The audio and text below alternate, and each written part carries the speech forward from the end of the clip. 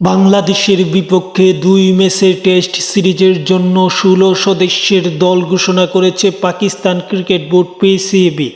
মূলত তাদের দলটাতে অধিনায়ক করেছে শান মাসুদকে। পাকিস্তানে বাংলাদেশের যে বিপক্ষে সিরিজ খেলবে সেই সিরিজে তাদের দলটাতে কে কে আছে তাই জানবো।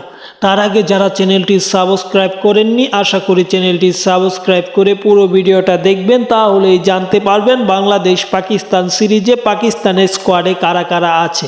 তাহলে দেরি না করে আমরা দেখে আসি। অধিনায়ক হিসেবে আছে অধিনায়ক শান মাসুদ, আছে আবদুল্লাহ ফজল, আছে আহমাদ বাট, আছে আজান, আছে বাবর আজম, ওই দলটাতে আছে হাসান আলী, আছে উমাম উল হক, আছে খুররম শেহজাদ, আছে মোহাম্মদ আব্বাস, মোহাম্মদ রিজাউনও এই দলটাতে আছে। মূলত আপনারা জানেন রিজাউন উইকেট কিপার, তিনি এই দলটাতে আছে। মোহাম্মদ গাজী গুরি, তিনি উইকেট কিপার, আছে নুমান আলী, এবং এই দলটাতে আরও আছে সাজিদ খান, সালমান আলী, সৈয়দ শাকিলও এই দলটাতে আছে।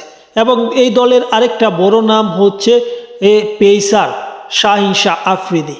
সব কিছু মিলিয়ে বাংলাদেশকে হারানোর সামর্থ্য এই দলের আছে। এই দলটা আগেও বাংলাদেশকে হারিয়েছে। আবার আরেকটা কথা না বললেও নয়, এই দলটাই কিন্তু গত বছর 24 সালে বাংলাদেশের বিপক্ষে তারা হেরে যায়, 2-0 ব্যবধানে সিরিজ হেরে যায়। সব কিছু মিলিয়ে তাই বলা যায় সিরিজটা জমজমাটি হবে।